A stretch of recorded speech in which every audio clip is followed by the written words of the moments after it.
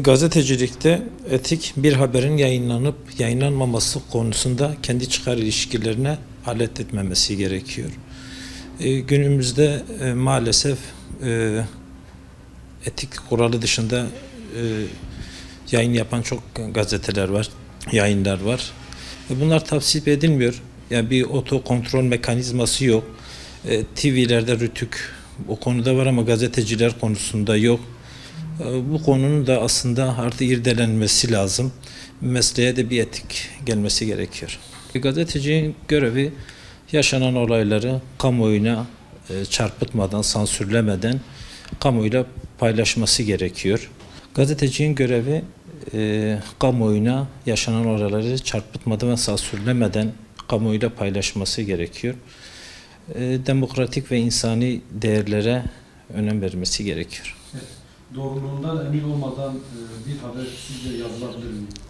Yazılmaması gerekiyor. Gazeteci etiği açısından iki tarafın da görüşleri alınarak haber yapılması gerekiyor. Ve bir tarafı dinlemediğin zaman tamamen haber çarptırılıyor ve farklı bir şekilde kamuoyuna lanse ediliyor.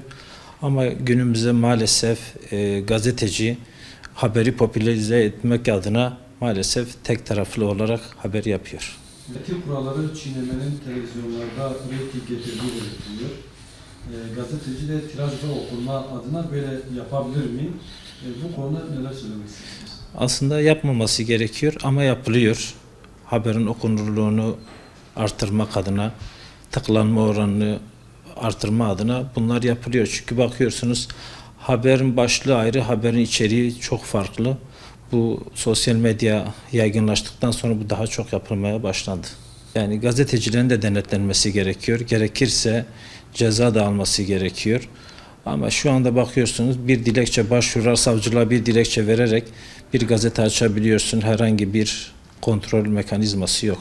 Gazeteci etiğinin dışına çıkan gazetecilere ve gazetelere ceza uygulanması gerekiyor. Yani bu işi layıkıyla yapan ve yapmayanların ayırt edilmesi gerekiyor.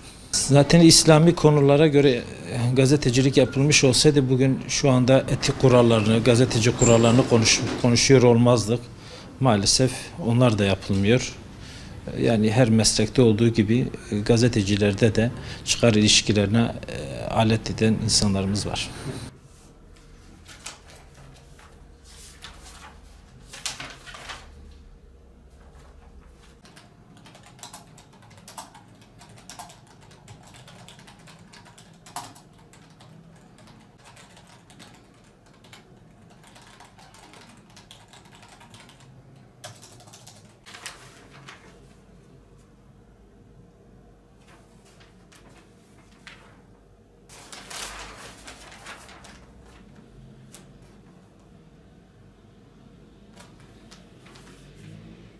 Bir gazeteci her şeyden önce basın ahlakına riayet etmeli.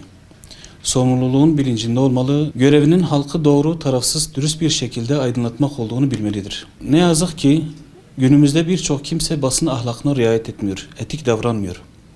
Haberin doğruluk derecesinden çok reytingine bakıyor. Hazırladığı haberin topluma, vatandaşa yarar sağlayıp sağlamadığından çok ne kadar ilgi göreceğine bakıyor. Bu yanlış davranış gazetecilik mesleğinin güvenini sarstığı gibi halkın, toplumun maslahatına da aykırı. Basın ahlakına riayet etmeden, ilkeli ve dürüst davranmadan çoğu defa taraflı ve masa başı hazırlanan haberler ülkemize, toplumumuza büyük zararlar veriyor. Sosyal barışı tehdit ediyor, insanları cephelere ayırıyor. Bugün ülkemizde özellikle gençlik arasında ciddi manada bir yozlaşma varsa, ahlaki bozulma yaygınlaşmışsa, insanlar arasındaki güvensizlik ve nefret korkutucu boyutlara ulaşmışsa, bunda basın ahlakına uymayan, dürüst davranmayan, taraflı yayın yapan gazetecilerin, televizyonların büyük bir katkısı vardır. Bir basın mensubu olarak gazeteci arkadaşlarımı basın ahlakına uymak konusunda, toplumun yararını gözetme konusunda hassas olmaya çağırıyorum. Bu durum ulusal ve yerel basın içinde geçerlidir. Eğer basın mensupları isterse toplumsal barış konusunda halkın sorunlarını çözme konusunda çok büyük görevler üstlenebilir. Basın bu anlamda çok önemli. Gazeteciler toplumla yetkiler arasında köprü görevi görebilir. Sorunların çözümü konusunda ciddi katkı sağlayabilir. Bu arada bir basın mensubu olarak gazetecilerin sorunlarının çözümü konusunda yetkililere de çağrıda burada bulunmak istiyorum. Gazeteler, yazılı basın özellikle yerel basının ekonomik olarak zor günler geçiriyor. Basın toplumun sesidir. Bu sesin kısılmaması için yetkililer destek vermelidir. Başka aslında böyle olmaması lazım diyorsunuz. Çünkü onlar yanlış yapıyor. Üstüne başka bir haber değil.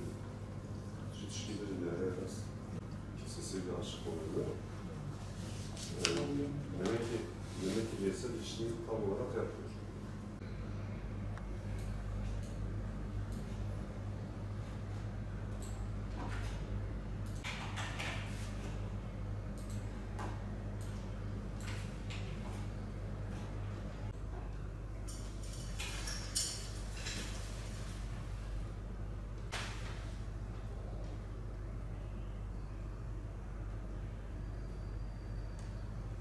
Gazetecilikte etik şöyle sıralayabiliriz. Gazetecinin tarafsız, objektif, ilkeli olması gerekiyor. Halkın içinden gelen, halkın nabzını ölçen, bütün kamu kurumlarına, vatandaşın yararı için birlikte olan kişiye denilir. Gazetecinin temel görev ve sorumluluğu etik kurallarının aynısını diyebiliriz ama öncelikle gazetecinin temel görevi doğru bilgiyi zamanında en erken şekilde vatandaşa bildirmektir. Doğruluğundan emin olmadan sizce haber yapılabilir mi? Maalesef evet yapılmaması lazım ama maalesef ki zaman zaman bu tür hatalara hem meslektaşlarımız düşebiliyor araştırmadan, doğru bilgi edinmeden haberi hızlı geçmek pahasına bazı haberler yanlış da olsa servis edilebiliyor. Bu hatalar gerçekten iki tarafı da bazen mağdur edebiliyor. Bunun önüne geçilebilmesi için gazetecinin gerçekten araştırmacı bir kimliğe kavuşması gerekiyor diye düşünüyorum. Reyting uğruna, gazetedeki haberlerin sosyal medyada fazla okunması uğruna tabii ki bunlar yapılıyorsa yanlıştır. Ama son zamanlarda tabii gazetecilikten eğer ki kastımız varsa gazetecilikte maalesef bunun yapıldığını biz söyleyemeyiz. Genelde ulusal televizyonlarda daha çok bununla karşı karşıya kalabiliyoruz. Gazetecinin etik kural işleme gibi bir lüksü olamaz. Basın meslek ilkelerinin ilk maddesi olan gazetecilik mesleği kişisel çıkar ve kamu zararına yapılamaza sizce riayet ediliyor mu? Madde çok güzel, çok iyi sıralanmış ama maalesef ki günün şartlarında buna riayet eden gazeteci sayısı çok az diyebilirim. Gazetecilerin bu konuda kendi geliştirmesi lazım. Maddi manevi olarak kendi güçlendirmesi lazım. Bütün hayatın içinde olduğu gibi gazetecilik mesleği adı altında da iş yapanlar varsa gerçekten bu kabul edilemez. Bunların kesinlikle en yakın zamanda meslekten de dışlanması gerekir diye düşünüyorum. Genel ahlaka aykırı yayınlar konusunda ne düşünüyorsunuz? Gazetecinin ilk dediğimiz gibi gazetecinin ilkeli bir duruşu olması lazım. Halkın içinden gelen, tarafsız, bütün partilere eşit mesafede, kitleleri benimseyen, bütün STK'lara yer veren, gazetecinin yapması gereken ne varsa mesleğine yansıtması halinde gazeteci en doğru şekilde işini yapmış olur diye düşünüyorum. Gazetecilik etiği kurallarına dışına çıkanlar maalesef dediğim gibi zaman zaman olabiliyor. Batman'da da olduğu gibi diğer illerde de bununla karşı karşıya kalabiliyoruz. Gazeteciliğin bu işi yapanların gerçek bir kritere kavuşması gerektiğine inananlardan bir tanesiyim. Güzel. Peki bu etiğin dışına çıkanlara sizce bir ceza uygulaması? Yani cezai müeyyideler cemiyetler üzerinde baz alınamaz ama hukuki bir kural çerçevesinde gerekenler adli merciler tarafından yapılması daha uygun olur diye düşünüyorum. Gazetecilikte etik, doğruluk ve dürüstlüktür. Tarafsız ve objektif bir şekilde yayın yapılması gerekiyor. Bu konuda mesleki sırrı, haber kaynağına saygı ve sadık olmak gerekiyor. Haber ve yorum ayrımı, marifiyet ya da özel hayatın gizliliğine saygı. Bunun için gazetecilikte en önemli konularda etik olarak, objektif olarak ve tarafsız olarak kamuoyunu bilgilendirmektir. Bununla ilgili tabii ki gazetecilik zor bir sanattır. Halkın bilgi alma kaynağıdır. Bu yönde etik olarak gazeteciler de gerçekten de görevini tam olarak yerine getirmesi gerekiyor. Doğru bilgi her zaman en önemli kaynaktır ve bu doğru bilgilerin tam olarak ulaşıp halka duyurmaktır. Bu konuda gazetecilik kutsal bir meslektir.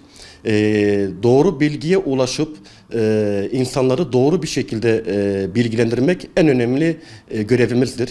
Gazetecilik etik olarak gerçekleri kamuoyuna duyurmaktır. Gazeteci basın ahlak ve ilkelerine mutlaka uymalıdır. Basın ilkelerine mutlaka uyulması gerekiyor gazetecilerin. Bu konuda uymayan gazetelerin de ceza alması bence olumludur. Ceza alması gerekiyor. Bu nedenle basın ilkelerine mutlaka önem göstermesi gerekiyor. Batman Basın Derneği olarak 10 Ocak Çalışan Gazeteciler Günü'nü kutluyorum. Ve tüm meslektaşlarımıza doğru, gerçek, tarafsız ve objektif yayın yapmalarını arzu ediyoruz, istiyoruz. Teşekkür ederim.